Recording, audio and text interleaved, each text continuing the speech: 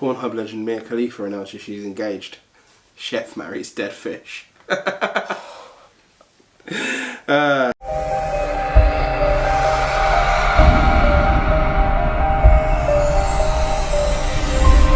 What's up guys, and welcome back to the channel, and welcome to this week's informative video. Now today... Why are you shouting? Now today I'm joined with one of my good friends, Dave. You've probably seen him on the podcast if you've been watching them. If you haven't... No one's watched podcasts other than me. Go...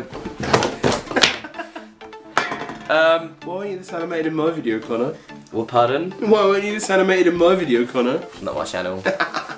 I knew you weren't going to shout me out at the end. So today, me and Dave are going to go through 10 fitness myths that we've encountered through our years of lifting, and we're going to debunk them and save you guys from making the same mistakes that we did back in the day, and make your training more efficient than what it is now, and more efficient than what it could be. So Dave's going to start off. I'm going to let you start off with your first point. We're doing 5 each, so it's going to go Dave, me, and then back and forth until we do 5 each. So start it off with Dave.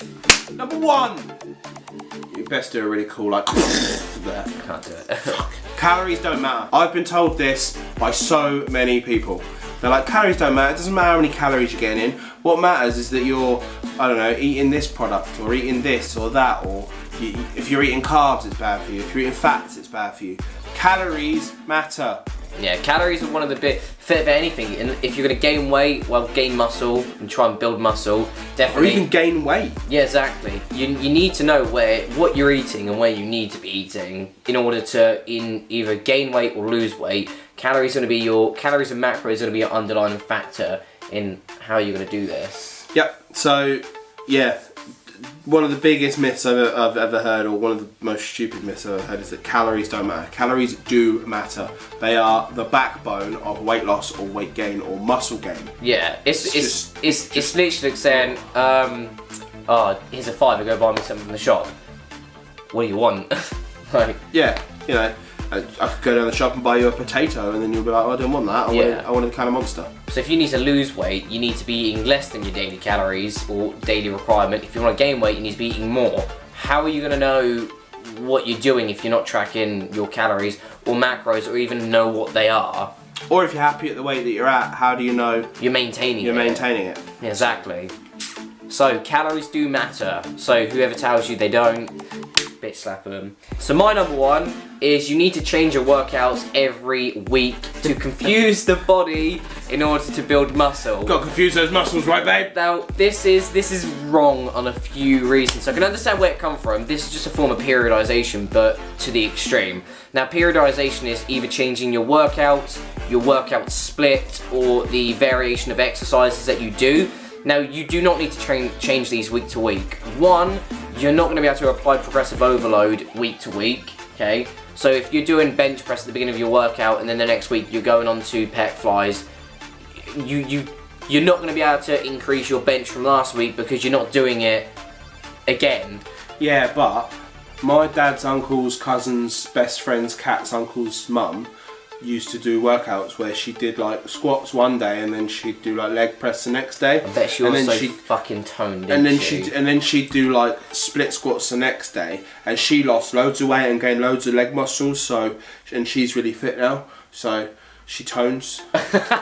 You don't need to change your workouts week to week. If you're going to change your workouts, I would do them on a block basis. So maybe keep the same training program for 4 to 5 weeks and then change up. And when you change it up, it's not about changing the exercises and workouts completely. It could be, well, I'm going to do an incline bench instead of a flat bench, or I'm going to start off doing a pre-exhaustion exercise like cable flies and then go into my bench press to utilize the muscle group. And if you're enjoying your workouts and you're still seeing progress from them, why change it? Yeah. If it ain't broke, don't fix it. Exactly that. So, yeah, you do not need to chase the biggest fucking bro science I've ever heard. Number 2, everyone in the gym is looking at you. They're not. What? Simple as, they're not. Everyone in the gym is focusing on whatever they're doing. Unless you're doing something stupid or you're being really loud, then no one in the gym is looking at you. Think of how many times you look at other people in the gym And every single time I look at someone else in the gym, it's because I'm thinking, fuck me, they're doing a good amount of weight. Yeah. It's a positive. Or if you're looking at someone else in the gym, it's a glancing look because you're looking around. But you're not paying attention to their training or what they're doing. Exactly. And you can look around the gym and everyone's just getting on with what they're doing. No one is bothered that you're at the gym. Exactly. And if you are someone that does look at other people, and that's the reason why you're worried people are looking at you, Stop it. you're an arsehole. But yeah, no one gives a fuck. Everyone's in the gym for their own reasons. Yeah, one to better themselves, and everyone started in the same position that you did. And the people that are going to judge you for going in the gym or while you're in the gym, they're just the roid heads. They got little testicles anyway because they're on their fucking 5th cycle. I've got a point about that actually. Actually. So my number 2 is carbs will cause you to gain weight. This is technically true, but only if you eat them after 6 p.m. If you eat them before 6 p.m, it doesn't matter. That was a joke, by the way. That's another myth. So carbs get a real fucking... People demonise and stigmatise carbohydrates so much. We just did a 45-minute video on Dave's channel, link in the description. Hopefully it's out by the time this comes out. And we talk about this more in depth, so if you want to go check that out and find out more about it, check out his video. But for a basic, carbohydrates will not cause you to gain weight. An increase or eating in a calorie surplus will cause you to gain weight. Carbohydrates are your body's main source for fuel. They're also some of the nicest foods you can have. Doesn't matter what time you eat them, how much of them you eat, as long as you're in your calories and sticking to your macros, fit them in. They're good for you. They're nice, they give you energy. They're simple and complex carbs, both of which are beneficial to you, but they will not cause you to gain weight. The only reason I can assume people would just like correlate weight gain to carbohydrates is because They're your body... eating too many of them? They're eating too many of them, but when you increase your carbs, you increase water retention and water storage, which is just an acute reaction of weight gain, but it's not actual fat gain. There's a big difference between them both. Number 3? Yeah. Number 3. If you take a week off the gym, you will lose all your progress and gains. They'll go. They'll be gone, mate. Can't take a week off. You'll be skinny. You have no muscle. Fuck. Can't take a week off, mate. You gotta go. 8 days a week. 8 days a week? If you're not there 8 days a week, you're fucking small, mate. Are you even training? It's a myth. If you've spent fucking 6 months building your physique up, taking a week off, yeah, you might feel a little bit softer. You might not look as chiseled as you did, but you're not going to lose all of your progress. 3 days back in the gym and you'll have that progress back. Yeah, muscle memory. You're not going to lose it all. And if you've been training for years, even better. You can take a month off the gym and be like, I'm kind of getting a bit soft now. Go back to the gym and bam, you're back at it. Yeah, but you will not lose all of your muscle. And also a week off the gym is good for rest. We talked about recovery in this video as well. Like take me for example, prepping for a show. I've been hitting the gym 6 times a week for the last, it's gonna be 16 weeks, 20 weeks at the end of this. A week off after that, it's gonna be fucking well deserved and well needed. Yeah, put the work in, reap the rewards. Take some time off. Truth. Yeah, your lifts may go down slightly, but like Dave said, 3 days back in the gym, bringing those glycogen stores back up, filling your muscles back out, be back at it. Take some damn rest. Truth. You need it. Okay, my point number 3 is going to be, you need to do cardio to lose weight. So cardio is key for weight loss. Bullshit. Calorie deficit's key for weight loss. Calorie fucking deficit. If your maintenance is here and you're eating here, that's going to cause you to lose weight. There's 2 ways you can do this. Reduce your calories to, let's say, from 2,000 to 1,700, putting you in a calorie deficit. That's one way. Or use cardio as a tool to get you in that deficit, but you don't need it. So it will take. So say for instance, now don't use the exercise equipment. That's the word I'm looking for. Don't use the exercise equipment calorie counter thing to be an exact, because it's not exact. It's an average and it's a guess at best. However, if your maintenance calories are here and you're doing an extra 2 hours of cardio, your maintenance calories are probably actually here rather than here. So if you're eating here and your maintenance calories are here, you then do the cardio, it's probably here, more of a deficit.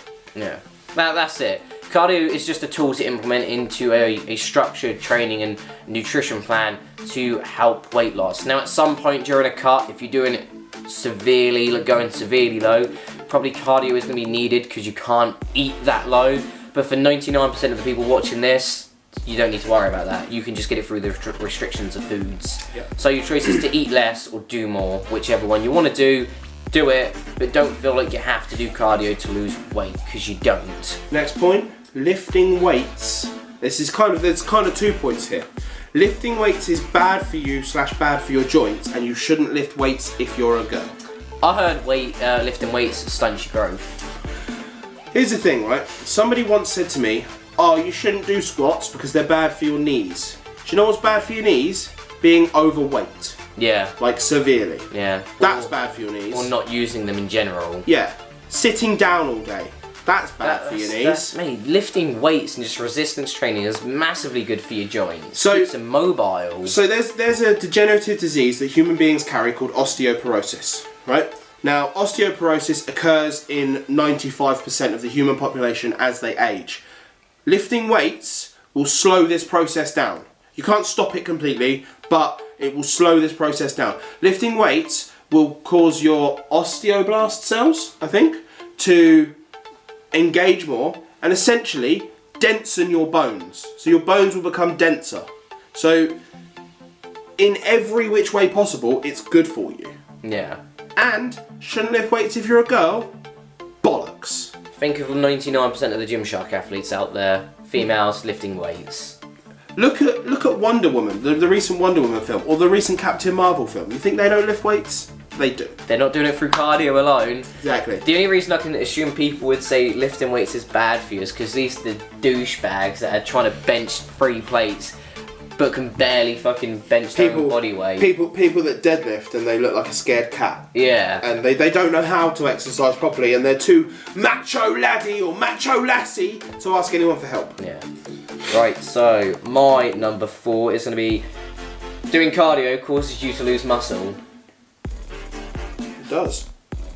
It does, but not in that sense. So being in a calorie deficit again is going to put your body into a catabolic state. Now this just means your body's going to break down fat as well as muscle, or muscle as well as fat, in order to use it as a fuel source because of the lack of calories. Now this does take muscle mass, but cardio doesn't cause that to happen. You could be in a surplus of calories. Let's say you're eating 500 more than your body requires. You could be doing 200 calories worth of cardio, so let's say 20-25 minutes.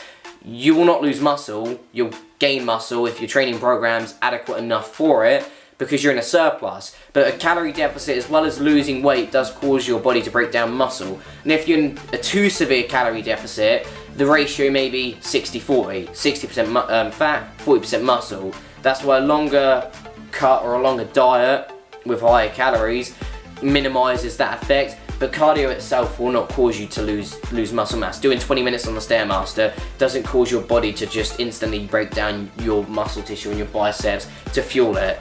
It's a calorie deficit. Being catabolic causes that to happen.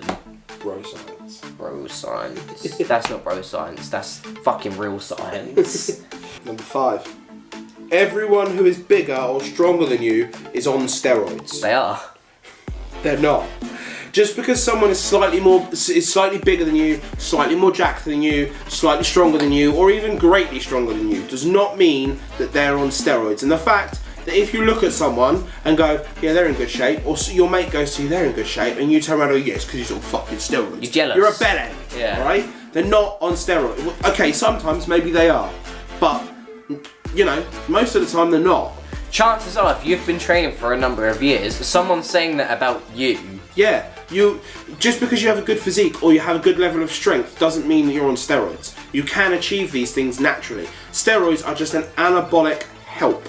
They will push you further than your normal natural genetics will, but you still have to put the work in for it too. Yeah. And it always baffles me that people that do take steroids, like, you have a genetic limit to where you just can't build any more muscle. Most people that are on steroids probably don't even hit this potential and then start taking steroids beforehand. Yeah, this is a completely separate topic, but if you've been in the gym for 2 years and you go, do you know what, I'm going to get some tren because I'm not big enough. You're impatient. Yeah. And you're going to mess yourself up. Yeah. So So don't do it. But yeah, not everyone is on steroids just because they're bigger than you. They've put in the work, they've put in the time, they've put in the research, they've structured their training program out properly, they've utilised periodisation, progressive overload, everything. What's my fifth? Right, so this is my last one. Wait, this isn't so much of a myth. This is more towards just helping you. Weight fluctuations. Weighing yourself every single day or every other day, massively important.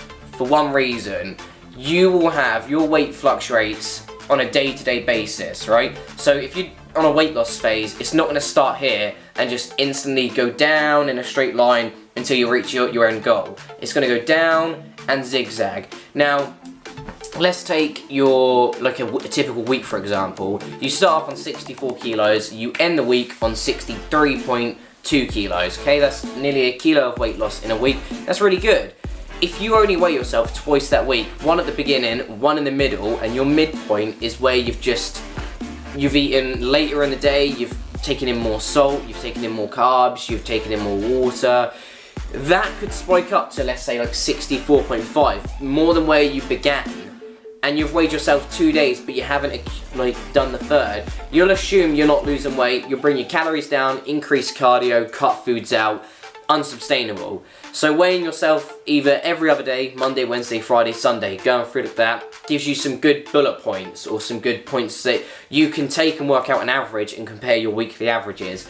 So one thing I always hate is people saying, oh, but I was like, I weighed less yesterday and I weigh more today. That's great. What was your average for last week? Did you weigh yourself 4 times, add them all up, divide by 4, get your average and do that this week? If the answer's no, you need to start doing it.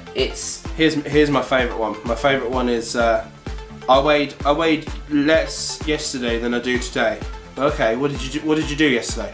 Well, I did a heavy set of squats and then I did a bunch of bicep work and I ate at 10 o'clock because I got home late from the gym and work. Well, of course you're gonna weigh. Yeah.